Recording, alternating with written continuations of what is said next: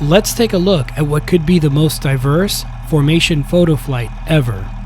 Okay guys, if we can have the Pitts fly low, the Pawnee middle, and the Cherokee high, we can get a really good shot of the three of you. This is literally the definition of a misfit formation.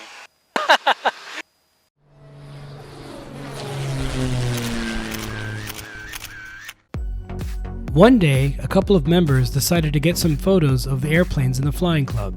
Instead of doing these one at a time, they decided to do it all in one go, in a mixed formation flight.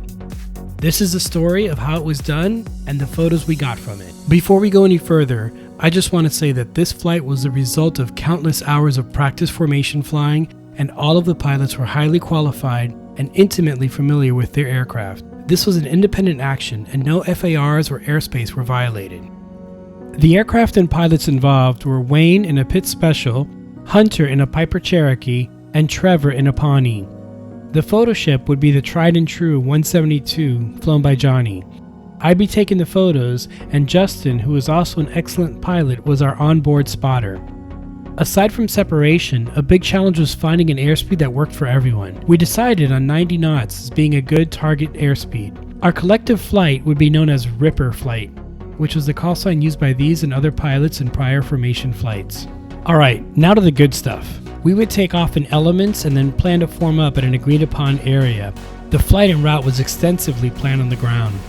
The photo ship took off first, followed by the Cherokee, then the Pawnee, and the Pitts was last to depart. Once everyone was airborne, Johnny called in for a radio check. Alright, Ripper flight check. 2's up. 3's up. 4's up. Justin gave us an estimate on when the Pitts would catch up. Is the Pawnee up? Yep, Pawnee's up. Yeah, Pawnee went number 3. It's behind us. He's Okay. He's number 3. Yeah, he's probably like a mile behind us, and then Cool. Pitts will probably be in front of us in 10 seconds. Since the Cherokee formed up first, it was time to get some shots up close.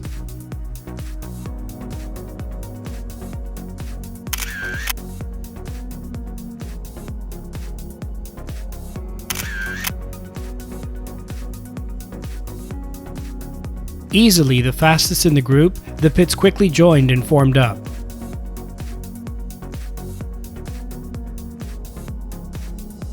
The weather that day allowed for a rainbow to show up, which was really cool.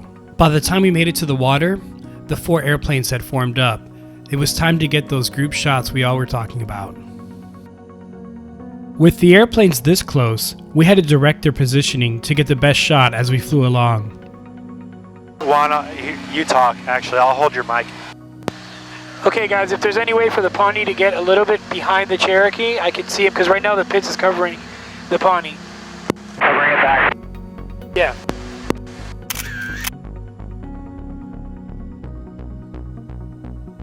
If the Cherokee can get a little lower, that would be great. Just a little lower on the Cherokee.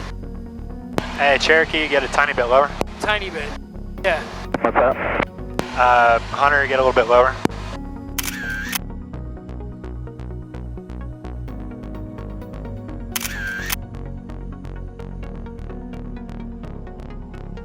Next, we had the Pitts and Cherokee fly together.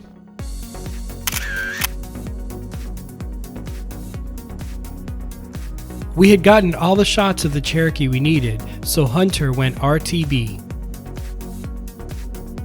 Next up, the Pawnee and Pitts, 2 very dissimilar aircraft.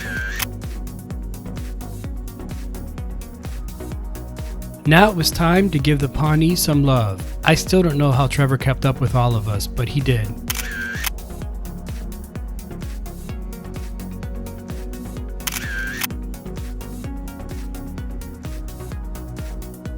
We had gotten the shots of the Pawnee we needed.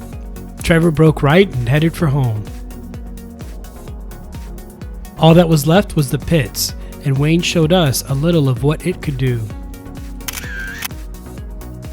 including some inverted formation flying.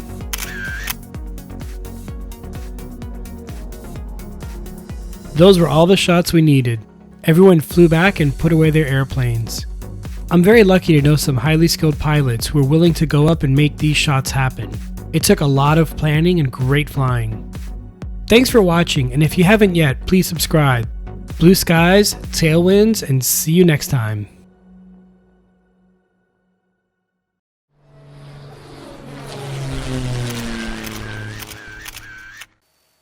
How many shots are you up to? Let's see.